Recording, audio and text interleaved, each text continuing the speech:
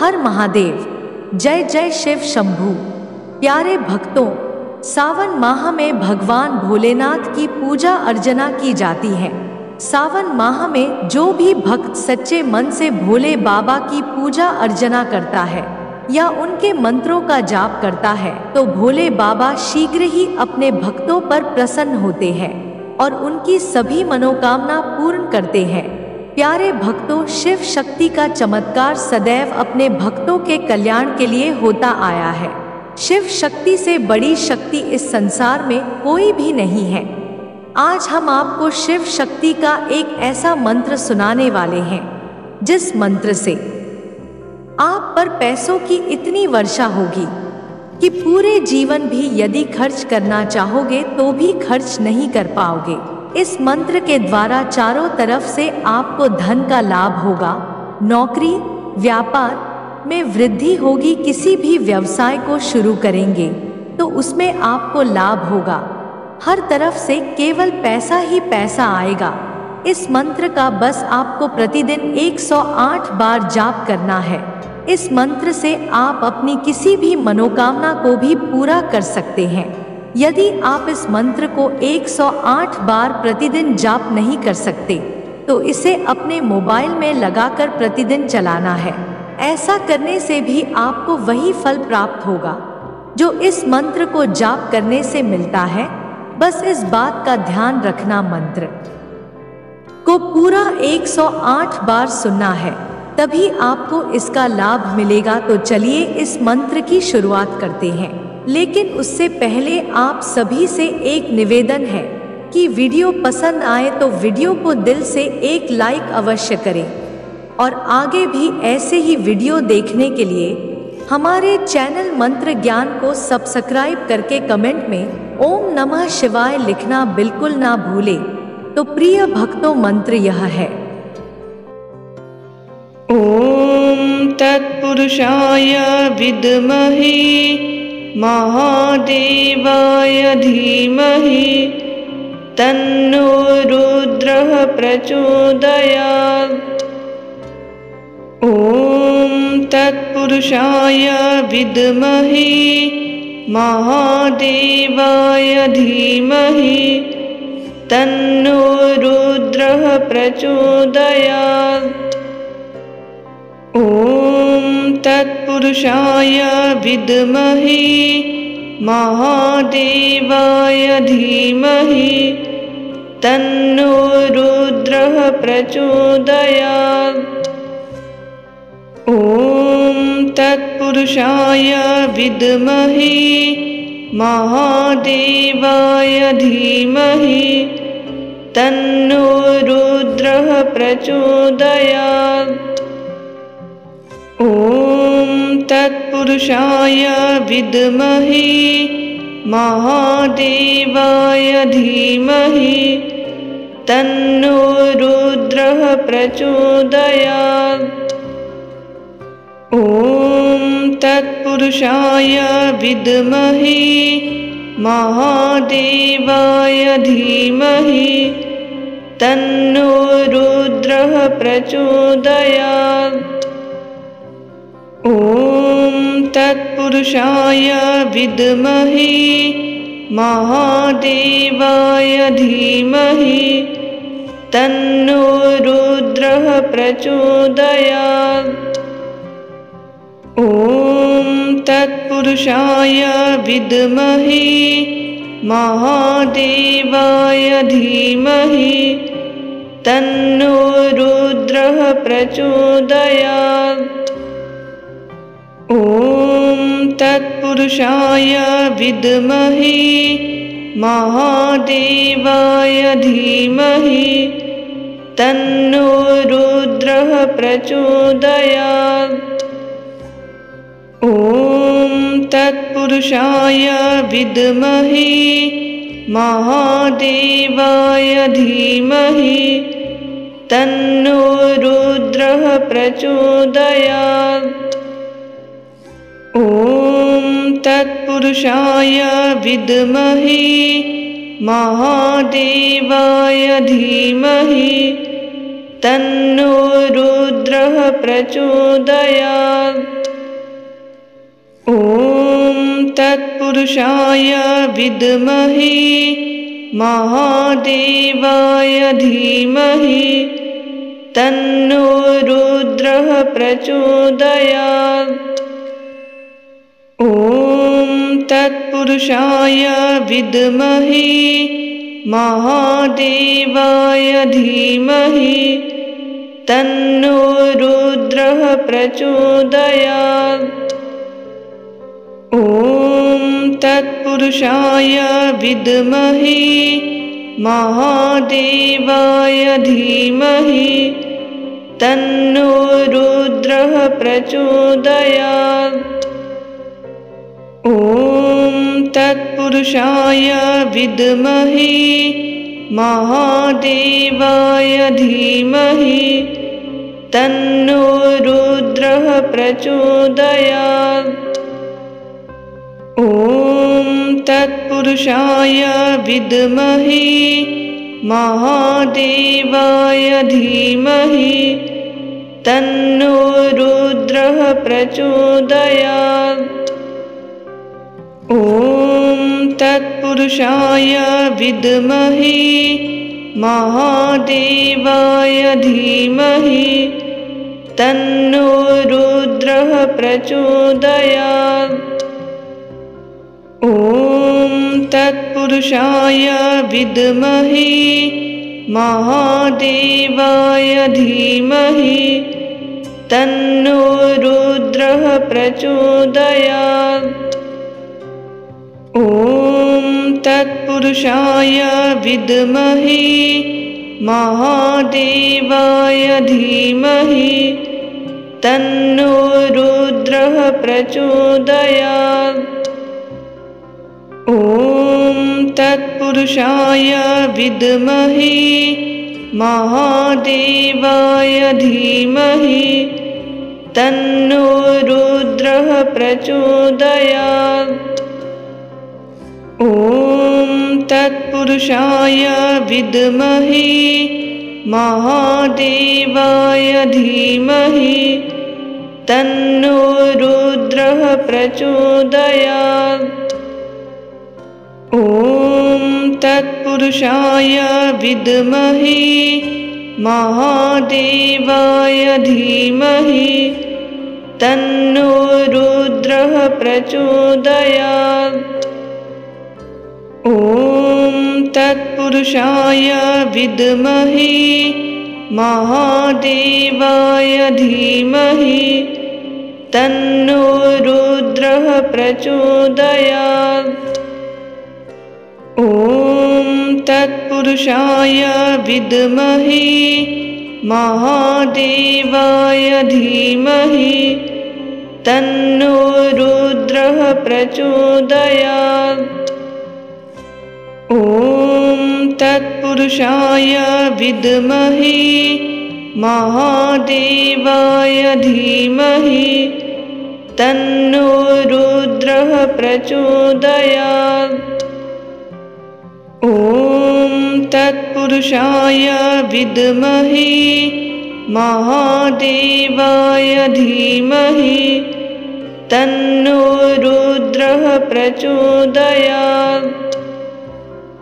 ॐ तत्पुरुषाय विद्महे महादेवाय धीमहि तन्नो रुद्रः प्रचोदयात्। ॐ तत्पुरुषाय विद्महे महादेवाय धीमहि तन्नो रुद्रः प्रचोदयात्। ॐ तत्पुरुषाय विद्महे महादेवाय धीमहि तन्नो रुद्रः प्रचोदयात्। ॐ तत्पुरुषाय विद्महे महादेवाय धीमहि तन्नो रुद्रः प्रचोदयात्। ॐ तत्पुरुषाय तत्पुरुषाय विद्महे महादेवाय धीमहि तन्नो रुद्रः प्रचोदयात्। ॐ तत्पुरुषाय विद्महे महादेवाय धीमहि तन्नो रुद्रः प्रचोदयात्। ॐ तत्पुरुषाय विद्महे महादेवाय धीमहि तन्नो रुद्रः प्रचोदयात्। ॐ तत्पुरुषाय विद्महे महादेवाय धीमहि तन्नो रुद्रः प्रचोदयात्। ॐ तत्पुरुषाय विद्महे महादेवाय धीमहि तन्नो रुद्रः प्रचोदयात्। ॐ तत्पुरुषाय विद्महे महादेवाय धीमहि तन्नो रुद्रः प्रचोदयात्। ॐ तत्पुरुषाय विद्महे महादेवाय धीमहि तन्नो रुद्रः प्रचोदयात्। ॐ तत्पुरुषाय विद्महे महादेवाय धीमहि तन्नो रुद्रः प्रचोदयात्। ॐ तत्पुरुषाय विद्महे महादेवाय धीमहि तन्नो रुद्रः प्रचोदयात्। ॐ तत्पुरुषाय विद्महे महादेवाय धीमहि तन्नो रुद्रः प्रचोदयात्। ॐ तत्पुरुषाय विद्महे महादेवाय धीमहि तन्नो रुद्रः प्रचोदयात्। ॐ तत्पुरुषाय विद्महे महादेवाय धीमहि तन्नो रुद्रः प्रचोदयात्। ॐ तत्पुरुषाय विद्महे महादेवाय धीमहि तन्नो रुद्रः प्रचोदयात्।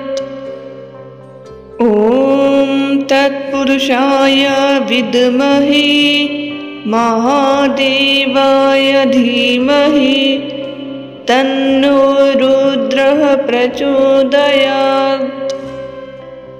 ॐ तत्पुरुषाय विद्महे महादेवाय धीमहि तन्नो रुद्रः प्रचोदयात्। ॐ तत्पुरुषाय विद्महे महादेवाय धीमहि तन्नो रुद्रः प्रचोदयात्। ॐ तत्पुरुषाय विद्महे महादेवाय धीमहि तन्नो रुद्रः प्रचोदयात्। ॐ तत्पुरुषाय विद्महे महादेवाय धीमहि तन्नो रुद्रः प्रचोदयात्।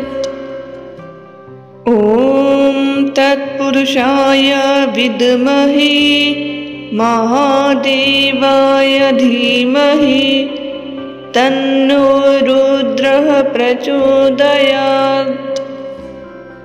ॐ तत्पुरुषाय विद्महे महादेवाय धीमहि तन्नो रुद्रः प्रचोदयात्। ॐ तत्पुरुषाय विद्महे महादेवाय धीमहि तन्नो रुद्रः प्रचोदयात्। ॐ तत्पुरुषाय विद्महे महादेवाय धीमहि तन्नो रुद्रः प्रचोदयात्। ॐ तत्पुरुषाय विद्महे महादेवाय धीमहि तन्नो रुद्रः प्रचोदयात्। ॐ तत्पुरुषाय विद्महे महादेवाय धीमहि तन्नो रुद्रः प्रचोदयात्। ॐ तत्पुरुषाय विद्महे महादेवाय धीमहि तन्नो रुद्रः प्रचोदयात्। ॐ तत्पुरुषाय विद्महे महादेवाय धीमहि तन्नो रुद्रः प्रचोदयात्। ॐ तत्पुरुषाय विद्महे महादेवाय धीमहि तन्नो रुद्रः प्रचोदयात्।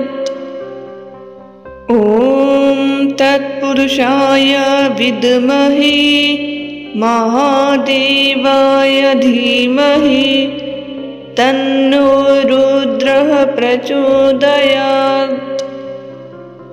ॐ तत्पुरुषाय विद्महे महादेवाय धीमहि तन्नो रुद्रः प्रचोदयात्।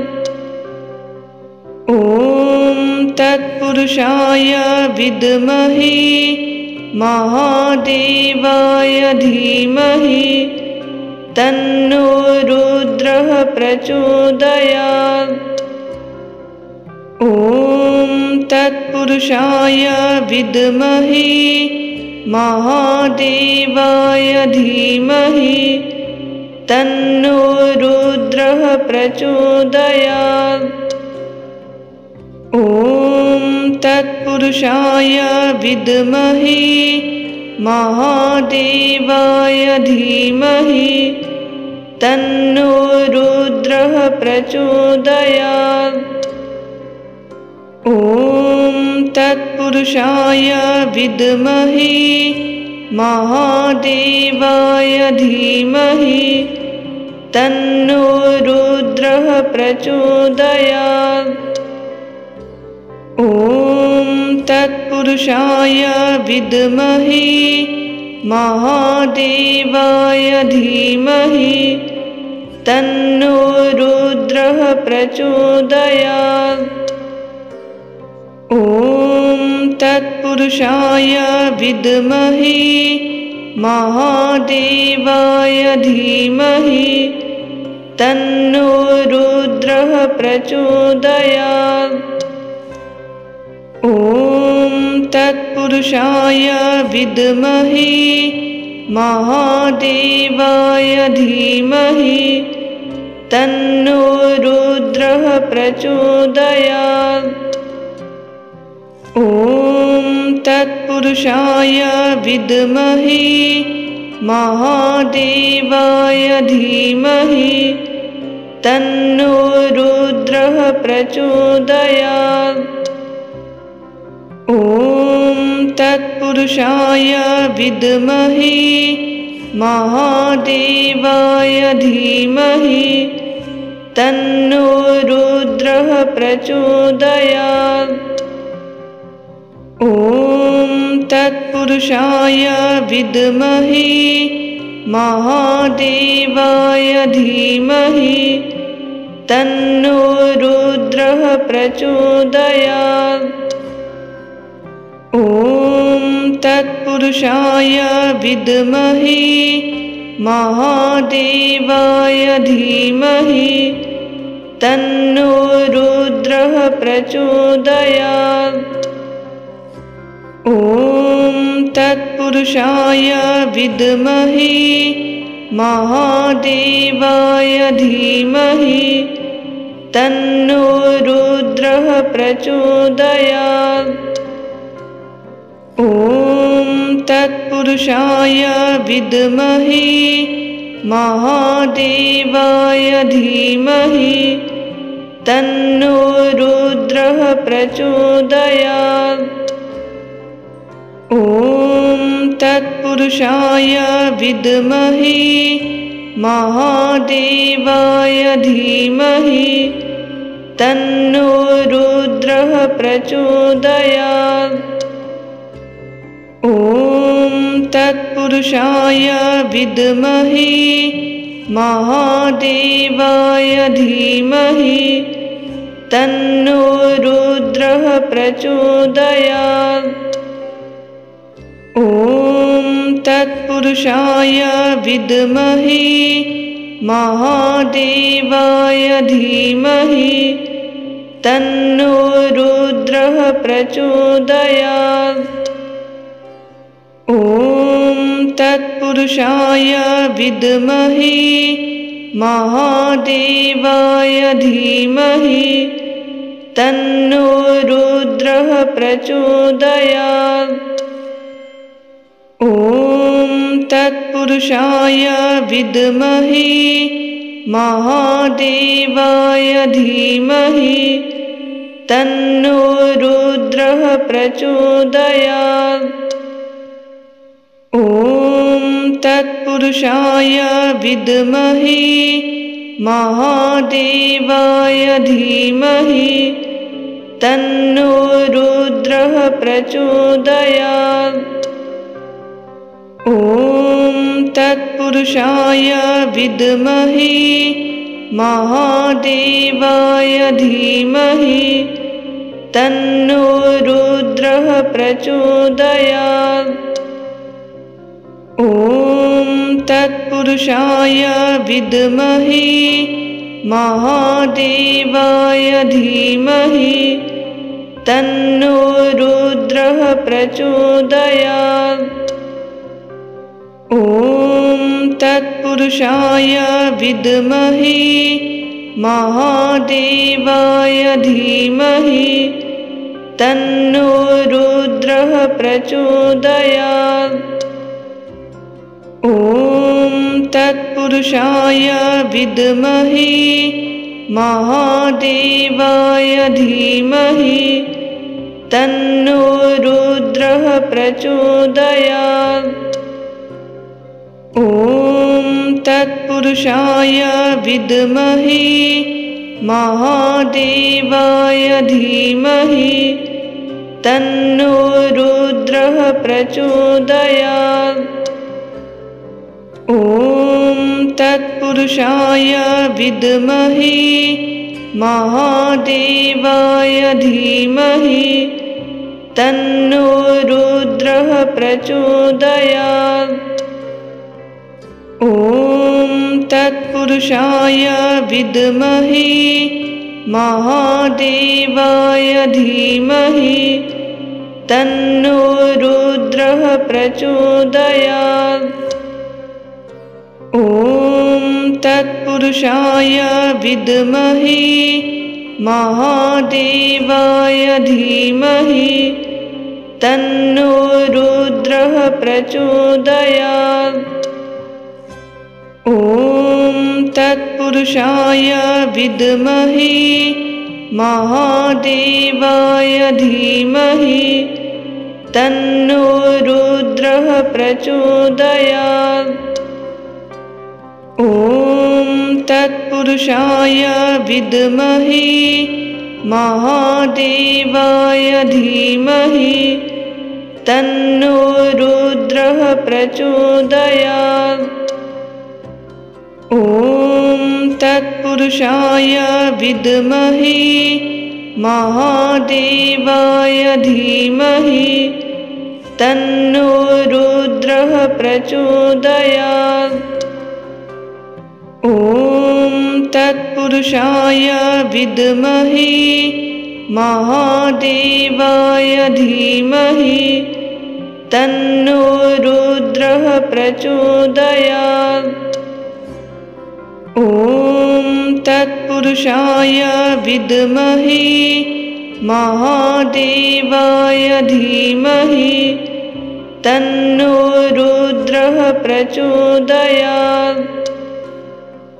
ॐ तत्पुरुषाय विद्महे महादेवाय धीमहि तन्नो रुद्रः प्रचोदयात्। ॐ तत्पुरुषाय विद्महे महादेवाय धीमहि तन्नो रुद्रः प्रचोदयात्। ॐ तत्पुरुषाय विद्महे महादेवाय धीमहि तन्नो रुद्रः प्रचोदयात्। ॐ तत्पुरुषाय विद्महे महादेवाय धीमहि तन्नो रुद्रः प्रचोदयात्। ॐ तत्पुरुषाय विद्महे महादेवाय धीमहि तन्नो रुद्रः प्रचोदयात्। ॐ तत्पुरुषाय विद्महे महादेवाय धीमहि तन्नो रुद्रः प्रचोदयात्। ॐ तत्पुरुषाय विद्महे महादेवाय धीमहि तन्नो रुद्रः प्रचोदयात्। ॐ तत्पुरुषाय विद्महे महादेवाय धीमहि तन्नो रुद्रः प्रचोदयात्।